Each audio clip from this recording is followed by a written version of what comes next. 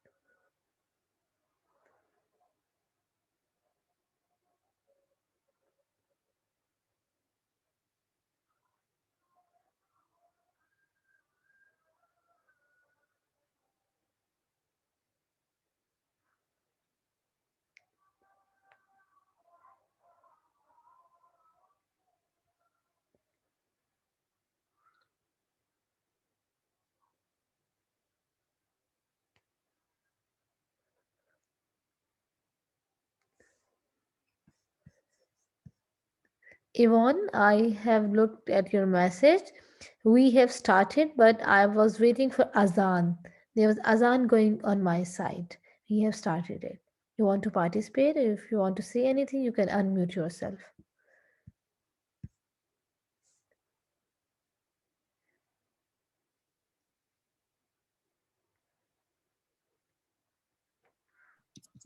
I haven't got share screen or anything, so you can see me. You can see me. Okay, I'm just a bit conscious of the time because today is a national holiday here. So the one thing I would say about the vowel sounds is when we look at the groups.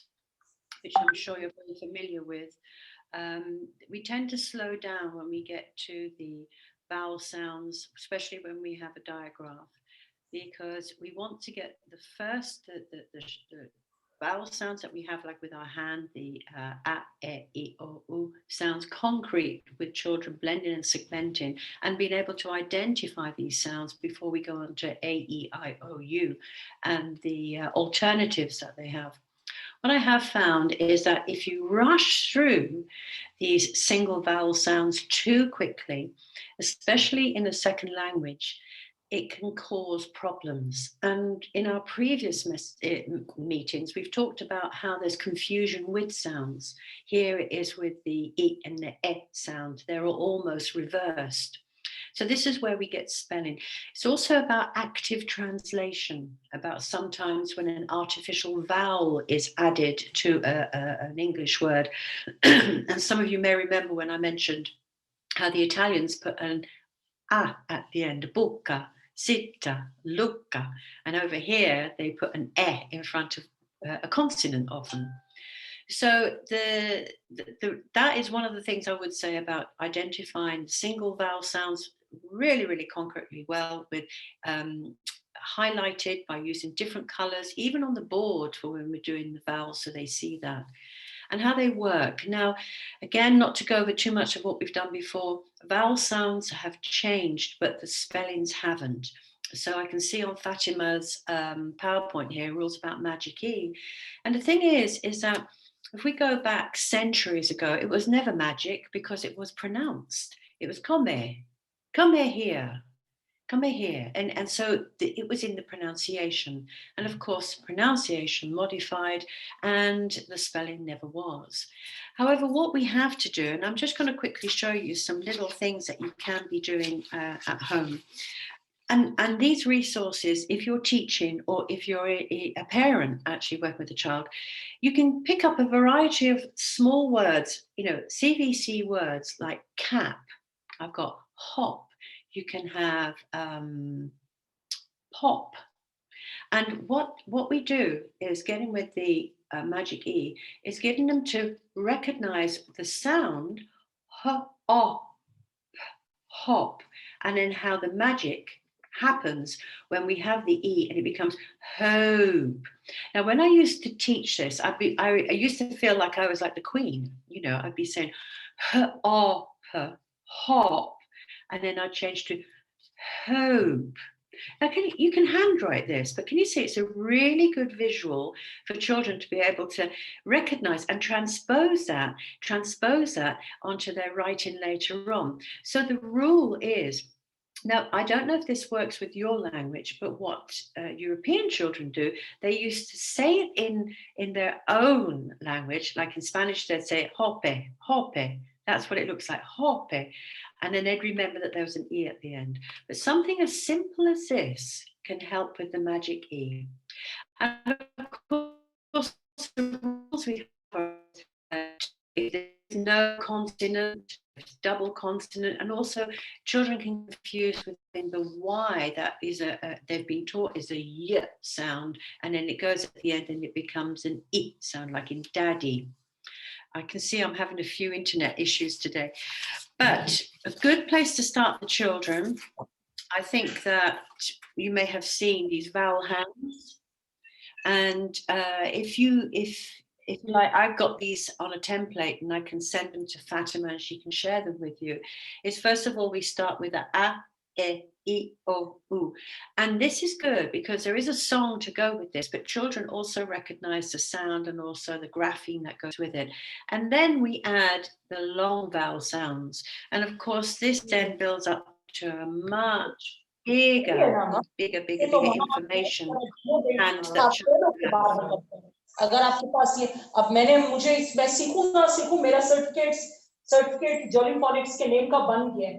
अब मैं वो certificate लेके कहीं जाऊंगी तो हाँ मुझे हाथों हाथ देंगे कि हाँ इसको तो जॉलीफोनिक्स का कोर्स भी सीख ले, तभी तो उस दिन वो मैं रक्षंदा हो गई कि मैडम नहीं मैं आपकी पे नहीं मिली है मुझे तो क्या हो गया।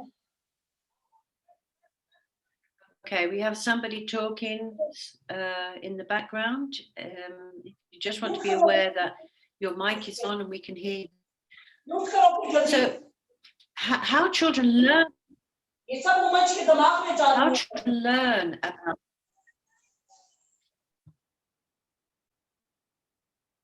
Yes, I Okay. have to How say. children learn about the vowels.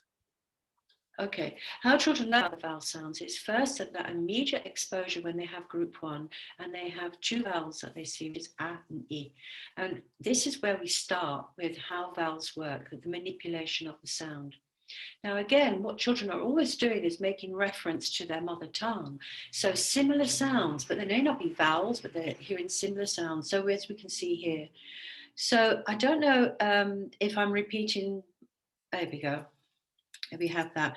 Now, one of the good things about moving on to the vowel sounds is I think you have the letter strips. Again, these are things you can make or the products you can buy, is that we have children identifying, this is an older version of the ones we have with the sounds. They can identify, and on the other side, I think this is a separate card now, but they can see that.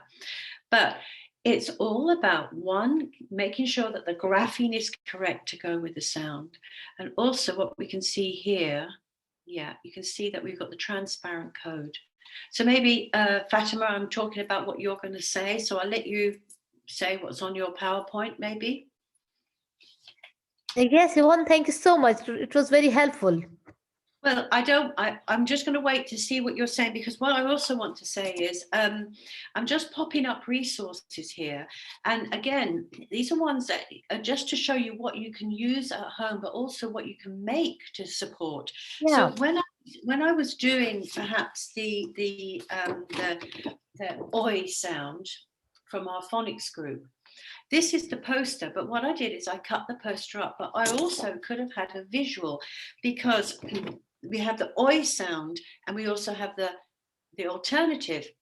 Now, I wasn't explicitly teaching this, but what I was doing was exposing the children passively to the graphemes and the sound. So it would be, look, we're focusing on that, but it has the same sound as that, because we always have children who are able to make connections more because they see a word like toy, or they may be able to know that this is a sound from Monday, from the A sound, they make the connections. So I would passively, this would be up, and I'd have all the, here we go, here's another one, the U. Although I would be explicitly teaching this, I would have passively these, because when then we moved on to the alternatives, like you can see here, it wasn't, I've never seen those before. They've heard them. I've even exposed them to some of them. And then when I moved on to teaching the alternatives, we had to go right back to where we started, which was with the original digraph, and then move on to the alternatives. Now, as Fatima will tell you about these, it's a repetitive revision for you as a teacher to keep going forward and going back and going forward and going back. But the good thing is, for when we're doing the vowels, the importance of them, we have our dictations, we have our word banks, and there's a huge amount of resources that you can have. Now, this, what I made, these that I made, I have on a template which I can send you. And as you can see, they're easy ones for children to cut out and be practicing. As you saw, we have tub, tube, hop, hope. And these very simple resources are get tactile as well, because we here we are, as you can see with the teacher's version, we're flipping over, closing, flipping over, closing, hop, hope, hop, hope. So they're hearing the manipulation of the sound that we have here. And also we have the magic E flower, which I've made. And these are free resources that I have up. And as you can see, we start off with bit, bite, and we move around kit, kite, cap, cape. Now, a tactile resource like this, if a child is able to do a few words, you'll be able to put this in your planning when you start to amplify what you're doing about the vowels. You children being able to see what you and hear what you mean, because sometimes when they're watching it in the book, they just can't get the gist of the manipulation of the vowels. And also, what have I got here? Yeah, I have it's a worksheet that I had. I don't know if you can see the copy. And this is with children that I had in my class. As we moved on, they had spelling choices from the book. And what we did was we gave them an area that they had to decide from the dictation, where does rain go? That A sound, is it AI? And what about game with the hop over E? Was it? So it's plenty of activities where they're actually sorting out in their mind, is it A, or A? But what spelling choices do I have to these? So this was a very helpful resource, which was the Vowel Song, and that goes with the hand. So where we used to go A-E-I-O-U, A-E-I-O-A. A-E-I-O-A. So using this just as a teaching aid help children discriminate, because if you were never using Jolly Phonics before, we teach the long vowel sounds before we teach the short vowel sounds, which really doesn't make any sense, because we need to have the short vowel sounds in place before we move on to the long vowel sounds. And if you think a common error being, we've got A, E, what does ice cream begin with? And things like that. So we need to be able to highlight and understand what we're teaching and the visuals to support that. And what I would say is, however hard it is for you as a teacher, the one good thing about using the resources is we have that spiral where we're continually building up and going back to revise and also introduce. But what I would say is, with the vowels, there's things you can get children to learn, like when two vowels go walking, the first one does the talking. Lots of sliding in games where you can have magnetic or plastic letters and they're manipulating the sounds. It's all about that visual and oral memory, just like I have to do with Spanish, remember to say, about being able to say it without the magic E, and then be able to manipulate the sound. So Fatima, if you want, I can send these to you later on today if you want to share with your participants. Yes, that would be perfect. Yvonne, thank you. And as I say, I've cut some out, as you can see. You've got a few variations of words like hop, hide, and kit, and hope and tube. And you don't need more than that, really, because once they start manipulating the vowel, there we are, they start to do it. And yeah, as you can see here, this is a great way when children have got their, I'm looking for my hand again, when they've got their hand, one, you can get them to, if you're saying rain, rain, what is it? Is it a short vowel or a long vowel? And they can say it's a long vowel. So they're making the identification. Now, this is really important to be able to point and identify for when they're doing free writing, because when they're doing free writing, they begin to say, does it look right? Does it sound right? And then they begin to have that memory and visual cue.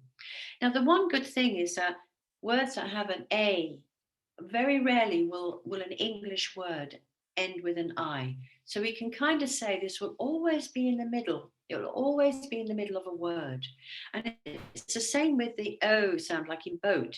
That will always tend to be in the middle. Okay, the only one that's different is pie, because we have, and there's not that many words that have that at the end. Magpie, tie, pie, and even, children automatically go to sky, and it's like, no, that's that's with the soft, that's with a different Y. So it's also letting children know, because one of the common mistakes that children have doing a word like daddy or mummy is they'll put a E sound at the end. Okay, so it's all about visualization, using resources like this, even having these words actually on a board, like with the vowel patterns, so that children can understand their place in spellings. I mean, often you might remember the mnemonic I before E except after C. So why do we remember that? Because it's one of those tricky combinations of vowels.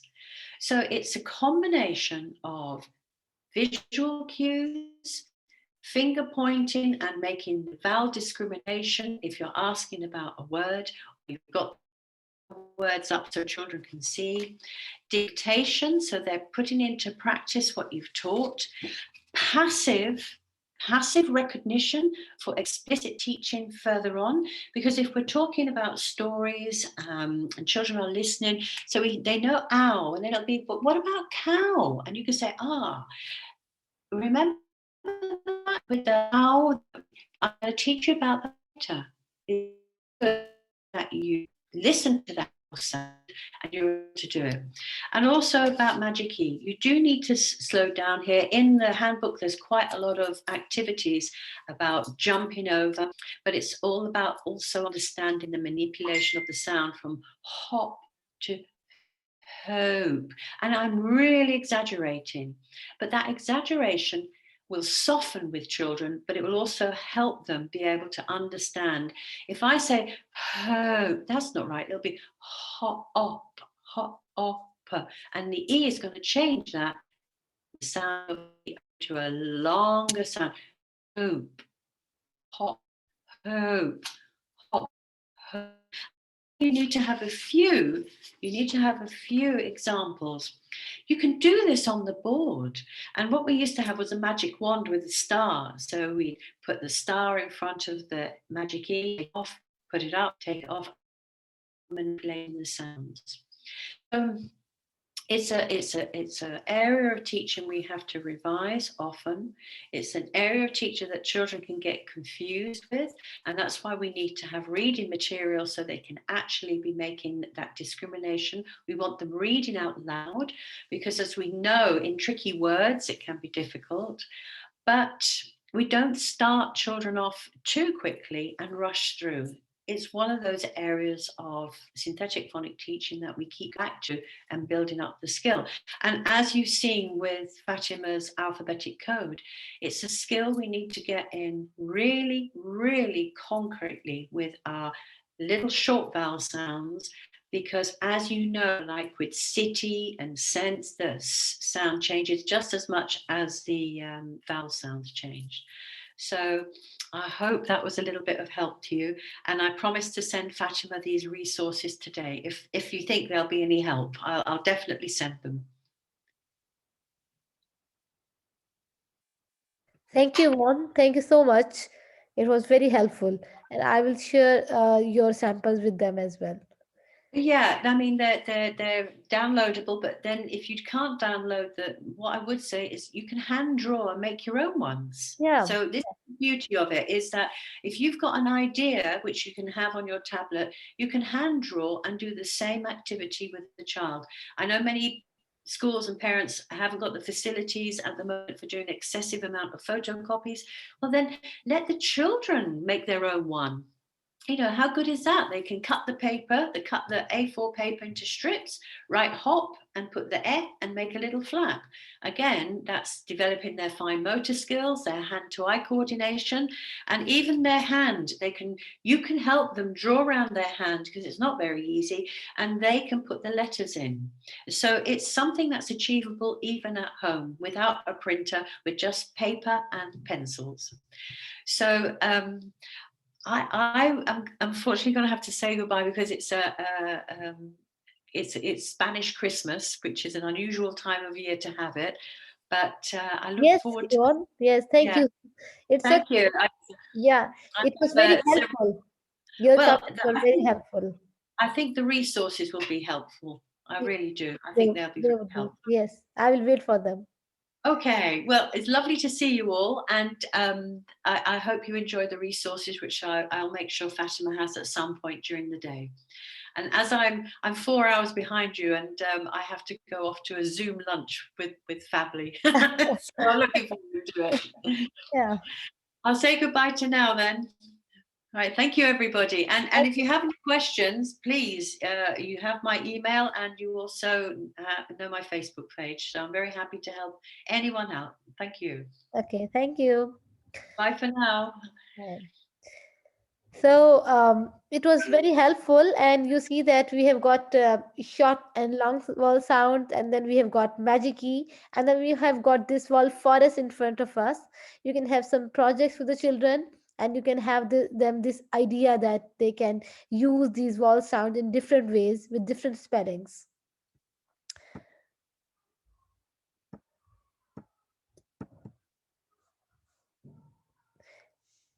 At the end of the session, I would like to share two major things with you. These one is the poster here.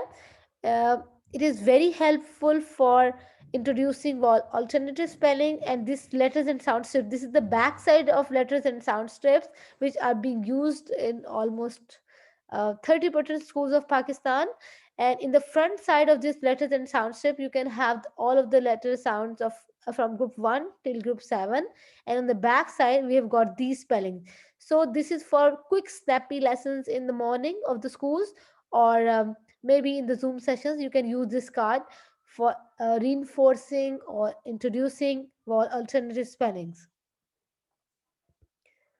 Now I would like to share this small video with you, because here Sue is sharing us her insight about alphabetic code charts.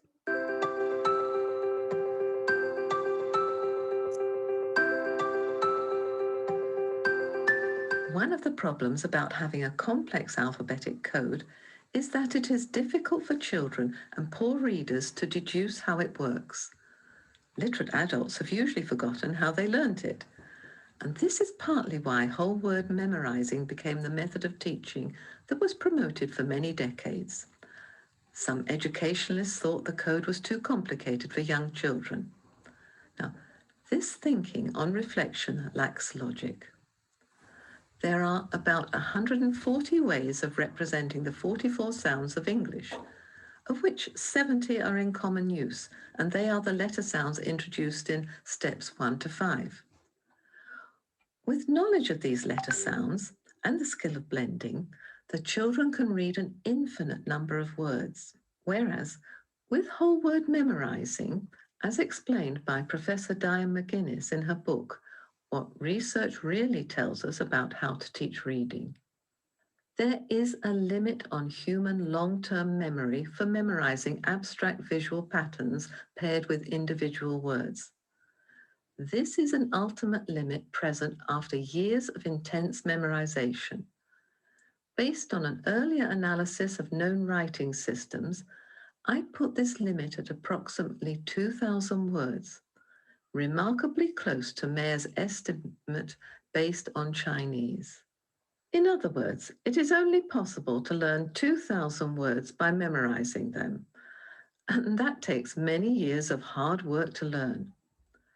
With some alphabet knowledge and a link to the sounds, it might go as high as 5,000 words, which is not nearly enough to become a literate person.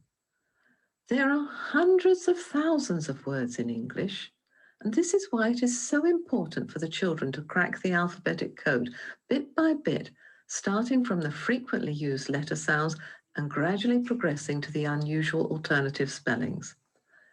It is much easier for them to learn 140 letter sounds than many thousands of words. The way the alphabetic code has been interpreted over the years has varied a great deal. Some people, like myself, have explained some of the unusual spellings by referring to silent letters and rules linked to the vowels. Others have decided that this is not necessary and they teach only alternative spellings for the sounds, which is fine, but it also brings problems about differing interpretations of the code. Just look at these words. Guy. Now, with Guy, is the GU the alternative spelling for the G sound and the Y the I sound? Or is it the other way round? And the G with the G sound and the UY with the I sound? The word island is awkward too. Do you put the S with the I and say IS is another way of representing the I sound? Or does the S go with the L as an alternative for the all sound? There is the same dilemma with the T in the word mortgage. Is ORT another way of writing the OR sound, or is TG an alternative spelling for the G sound? And it is a similar problem with the TH in asthma. Personally, I think it is easier, especially with young children, just to say that they are awkward letters and that in these words they are silent. The fact is that there is no right or wrong. The alphabetic code is interpreted in different ways, especially with the more unusual words. And nobody, as far as I know, has included every unusual spelling in their charts. For this website, I have prepared an alphabetic chart which follows the order of introducing the letter sounds used on this website.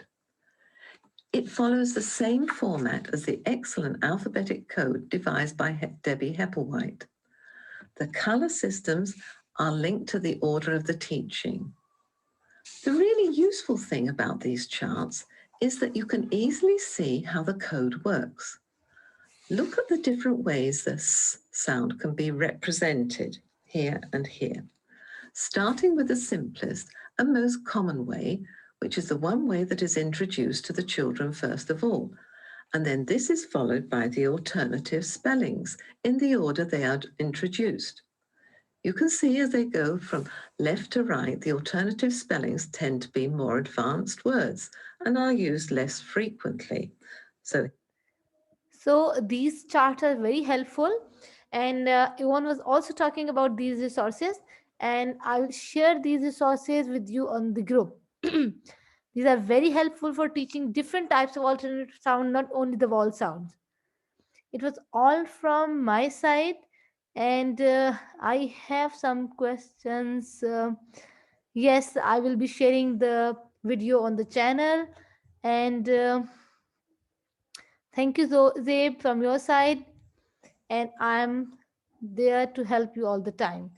Okay, okay, participants, if you have any questions, you can post in the group. This is all from my side. Thank you so much.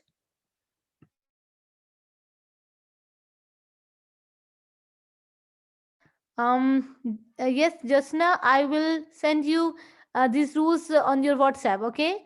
Thank you, Jyotsna. You can message me on the WhatsApp. Okay.